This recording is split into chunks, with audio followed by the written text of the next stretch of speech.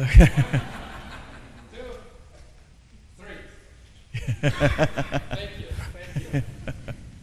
I'm very happy to be here. It's such an honor to have this opportunity to come to Sao Paulo to present something that is obviously our passion and what we do at Herman Miller, and to the souls of what we do every single day.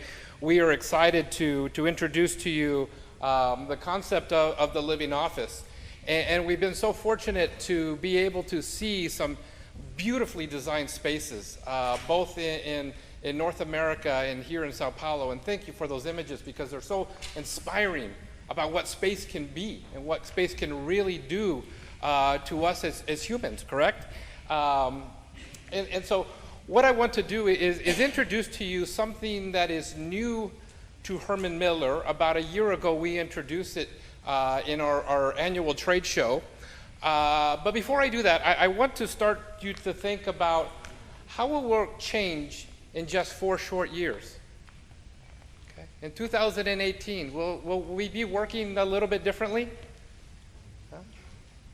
In 2011, Herman Miller started a very extensive and rigorous research project to understand more about how work is going to happen in just 4 short years. Actually, we introduced it last year in 5 short years.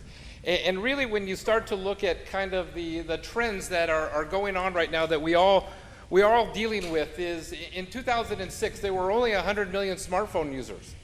Does anybody today have one of those flip phones? No? It's smartphone today, right? In 2012, it was already at 1 billion. We are at now, as of last night I checked, 1.75 billion smartphone users worldwide.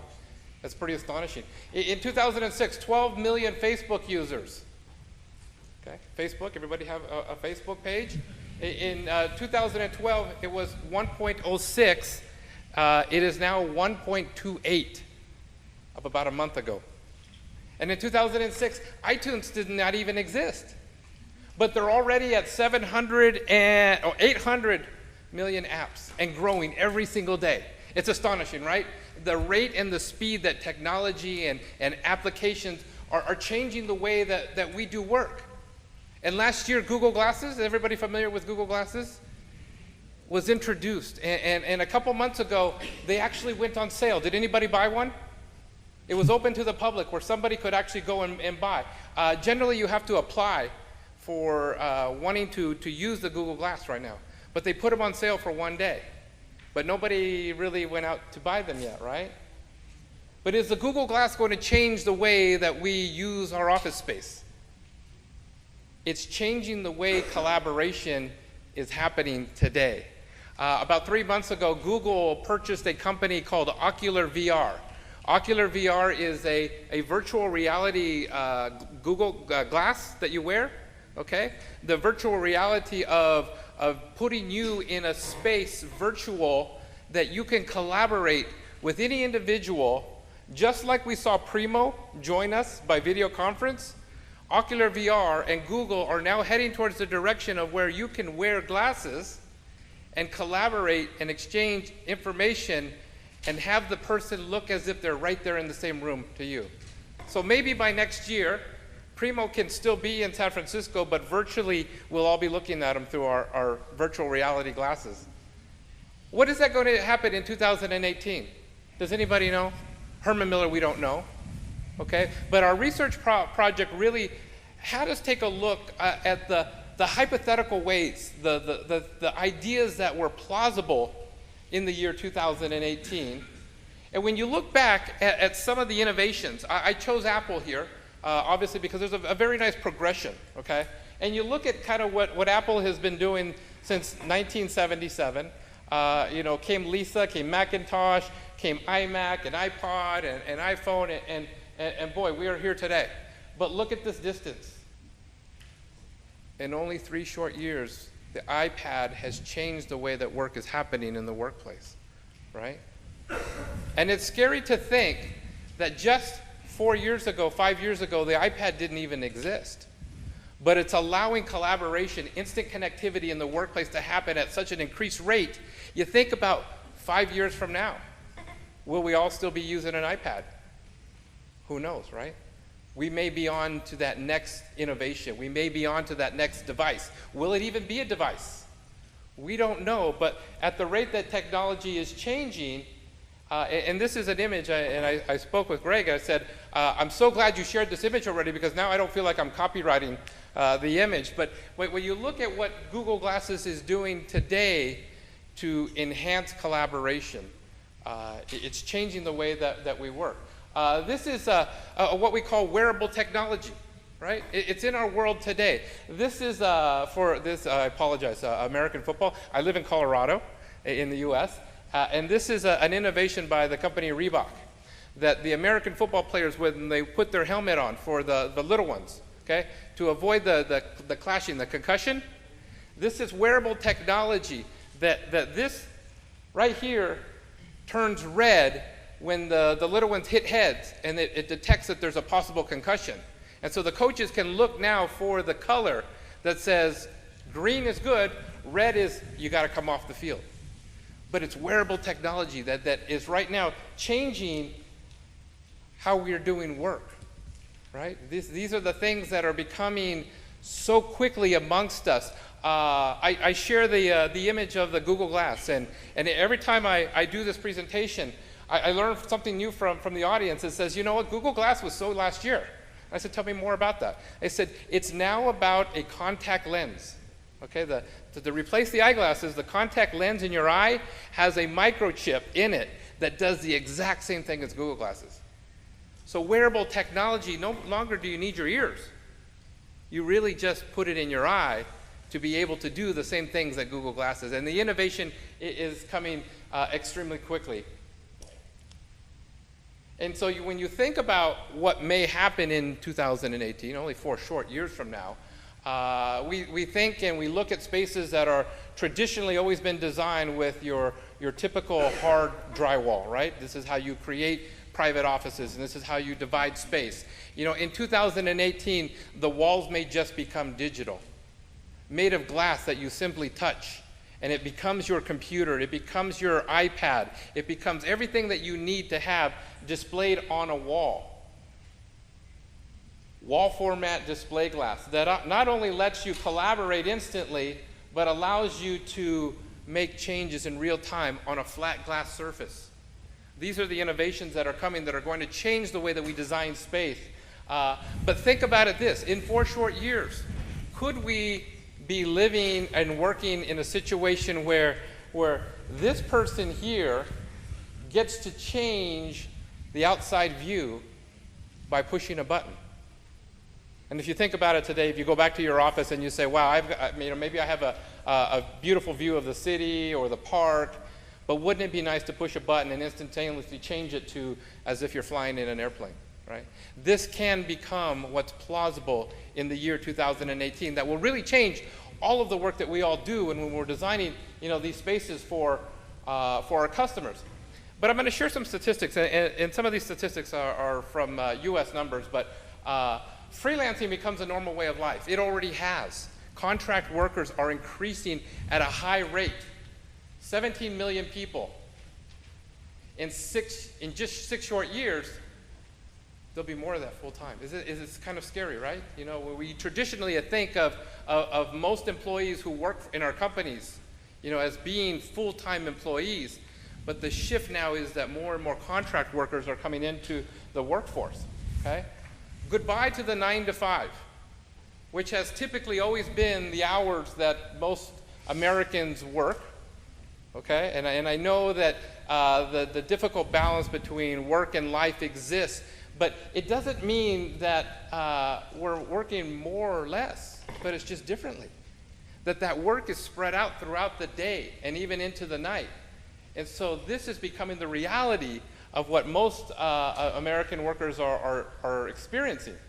The continuous job search. Between the ages of 18 and 34, is that most have 11 jobs. I had to think back when I was that age. It was a long time ago. And I had 6. From the time I was 18 to 34, I had 6 different jobs. Okay? And now it's almost double for those students who are in school today and coming out, you know, of the universities and the colleges that they'll be already looking for that next opportunity, that next workplace that's going to attract them. The internet, 1.9 billion devices today. This is 9 billion in 4 short years.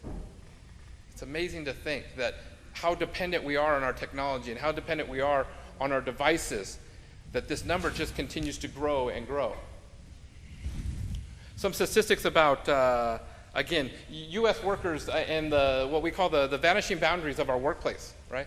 That work can happen in almost any place. And I am a typical, the work that I do for Herman Miller as a workplace strategist is I travel quite a bit. This is my first time to Sao Paulo, but I travel in the U.S. all the time. And I can do work in any place, in a hotel, in an airport, in a car, in a park, in Starbucks. All of these places my company has allowed me to be able to be productive for them.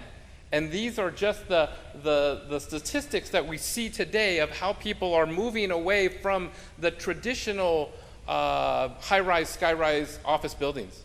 That work and technology is a big driver of that, right? The iPad allows us to be able to go out of the office. The laptop allows us to go out of the office and detach and be successful for our companies.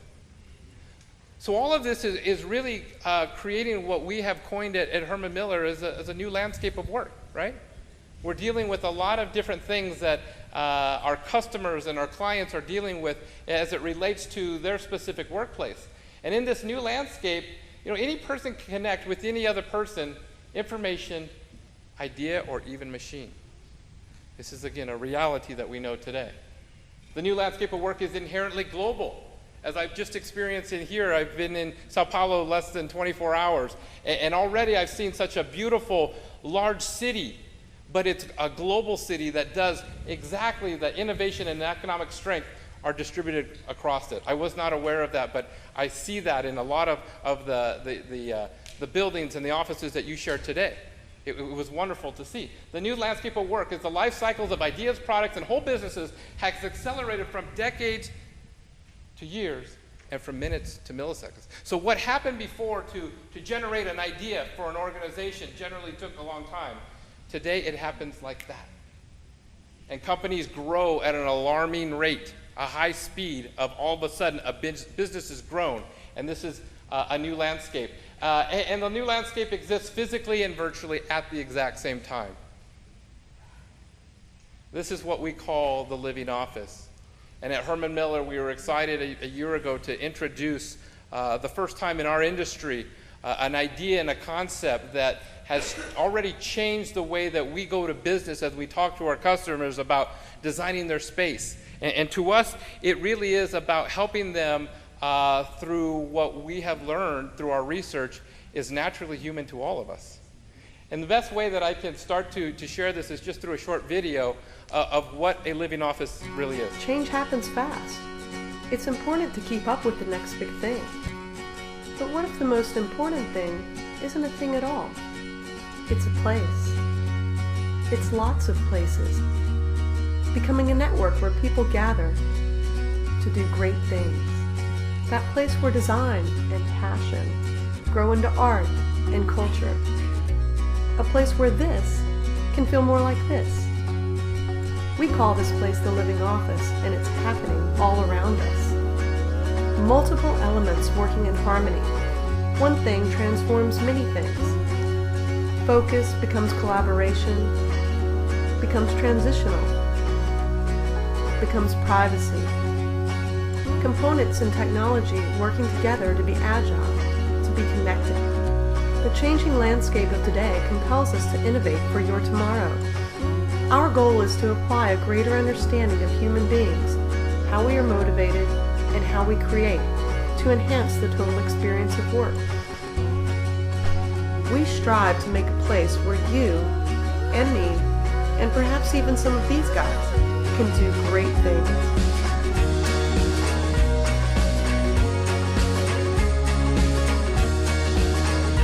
Leg out. Leg out. Leg out, leg out, leg out. It's very cool. And then our star actor here. We obviously are very excited to introduce the living office at Herman Miller, and I'm going to wait for this to end before I go to my next slide is the living office, as I mentioned, is new to our industry, and really is an approach that through our research we started to really look at making places where people can do great things. And I mentioned that our research really is the foundation for what the living office is to us. And we started this research back in 2011, where through a process called ethnography, where it's the cultural observation of the workplace, took place on a global scale.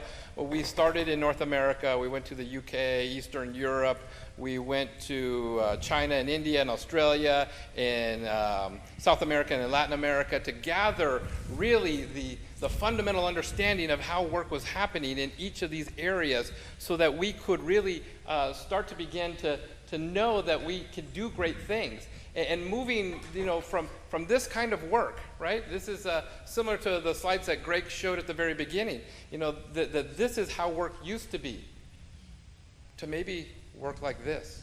We call this a beautiful mess, right? It's a very productive, very high energy. Things are happening in this kind of a space. From these kinds of tools, okay? And I still have this kind of tool. I have a laptop. I don't have an iPad, but I have a laptop. To these kinds of tools. The digital age is here. The digital age is getting stronger. From these kind of places that still exist for a lot of our customers today, to these kinds of places. Possibly this. Or even this. The research behind the living office included not just the ethnographical study and observation of other global customers, but the synthesis of that research in how we captured all of that information of what was going on in, we're here, we're good. We set out to teach ourselves a lot about what that observation was telling us. And the first thing that we did is we wanted to learn more about the role of workplace in collaboration. And I highlighted that because I didn't want you to think that we were looking at collaboration as it relates to the workplace. We reversed it. We said that there is a correlation of how the work environment is in relation to how people are collaborating. In 2012, we set out to search for the aim of empowering designers and architects and facilities managers and people who design space to allow them to make better choices of how they did their work. And what we did is, in that synthesis of the research, we came up with behaviors.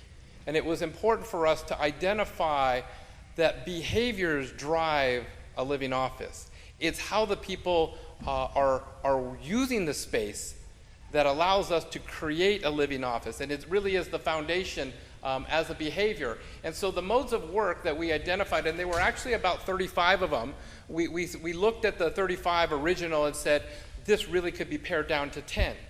And we said the first 7 of these are all behaviors that happen when we work with others. Okay? The last 3 happen when we work ourselves as individuals. Now, I'm not going to share each of the 10, and the magazine that you have on your chairs goes into a little bit more detail about the modes of work, but I wanted to share some of my favorites, if you will. And the first behavior that we came up with was something that we call process and respond. And I can guarantee each and every one of you, as a behavior, when you go back to your office, will be processing and responding.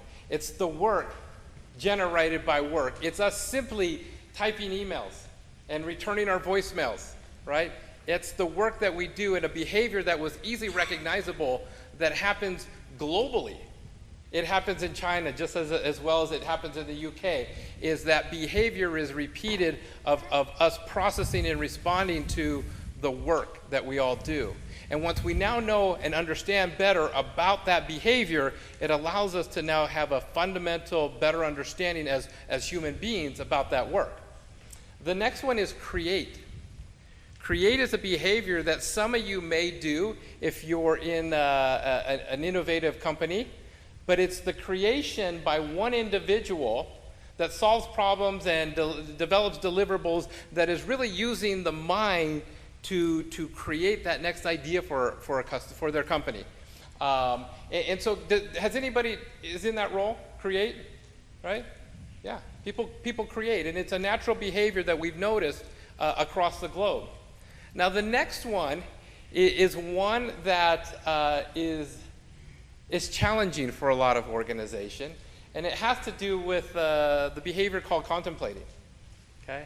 And most organizations today struggle with providing space that allows their employees to contemplate, right? And what is contemplation? Let me show you.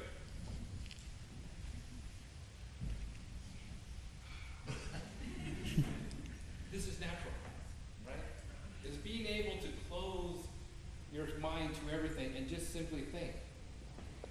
You know, contemplating is a very, very natural behavior that we all do, and we all need to be successful in the production of work that we do for our customers. But yet, a lot of companies don't provide spaces in their organization that allow them to contemplate. In fact, many of them frown on it, right? This is sometimes even related to those organizations that encourage their employees to tweet and be on Facebook during the workday. It's a different mindset for an organization to say and recognize that contemplation is healthy. And yes, we see it from many different organizations. We all do it at one point in a time. And some of us, have to go outside of the building to get some fresh air. Some of us have to kind of detach ourselves from our work.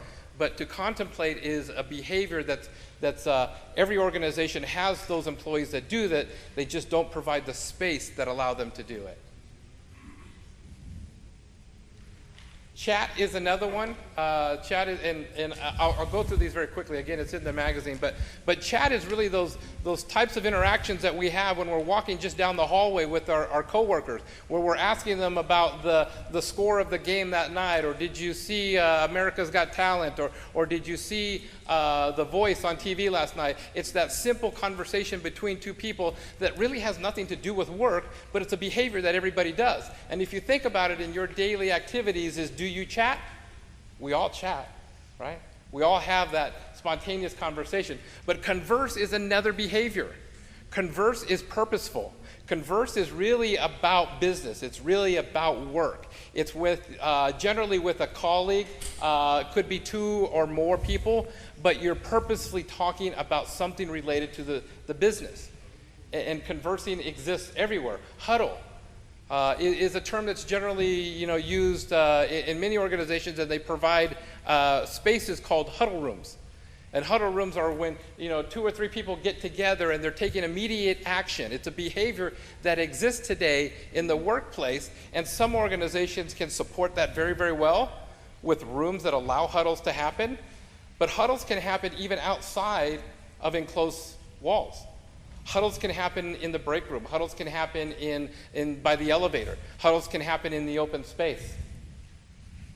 Co-create, which is similar to create. Create was the individual behavior. Co-create is the behavior when you're doing it with others. And you're working in a team and you're creating something.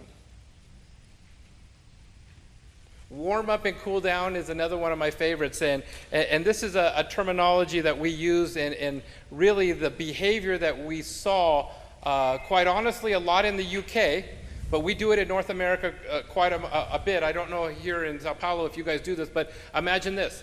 The time spent going to a meeting, okay? And you have 2 or 3 people that you're going to a meeting, you're warming up, you're gathering your papers, you're gathering your slides, you're gathering everything that you're going to need for the meeting. And you get to the meeting, and guess what? Somebody's using the room. Your room, right? So you're warming up, and all of a sudden you have to stop, okay? And that stop really then stops the ideas, right? It stops that energy of your meeting going into the meeting. But on the reverse side, the cool down side of it is, how often are you the ones in the meeting room that all of a sudden get out of my room, and you gather all your things, right? And you're still having the meeting as you're walking out of the room and down the hallway. It's called warm up and cool down, and it happens quite a bit to all of us. Divide and conquer is quite simply a group of people working on a project where in close proximity, the space supports them to allow to get together quickly, but then to also turn away and continue working on that project by themselves. Show and tell is exactly what I'm doing today. It's a behavior that almost every organization has at one point or another, where somebody is broadcasting information in front of a large group. And show and tell is really the way that we described it. Is it can be in training sessions, it can be in conferences, it can be in any kind of presentation that all organizations do. They broadcast information. Now, the 10 modes of work were really the basis of all of our research to say, if we're going to create those great spaces for people, it's important for us to know those behaviors. It's important for us to know how those people are using their space. But then we said to ourselves is, boy, what do we do with this? Well, we now are enabled to make an informed choice about the settings in which we can design for those employees. And so we've created settings that really are the genesis of matching a behavior with an appropriate setting in the workplace that will support that behavior. And so when you look at a very, very traditional workspace, and this may be representative of what you sit in today, but along the perimeter, what do you see? Private offices, right? Yeah. Typical, right? And in a lot of the photos that we've seen prior to me coming up here, how many did you see private offices along the window? There weren't many. Work's changing, right? Space is changing. And so when you start to apply the understanding of how people are using the space in those behaviors, and you start to transform that space, this is what we call a living office. And it really is now taking those settings and adapting them to the work environment based on the behaviors. So now you look at the perimeter of the building, and what's missing? The private offices have gone away. Okay? And it's not to say that the work that typically is done in a private office has gone away. It's that people are just working differently. We spoke a little bit earlier about the generations of workers, right? The baby boomers are soon leaving the workforce, and those students who are in, Carla, I don't know if I'm going to get this right, but the freshmen in college, the first year in college, okay, 4 years from now will be 2018. And those will be the students who come into the workforce. That when they come into the workforce and they decide, am I going to work for this company? Or am I going to work for a company that's more progressive, that has a living office, that has a space that becomes alive to them? They have choice. And believe me, they're going to invoke that choice.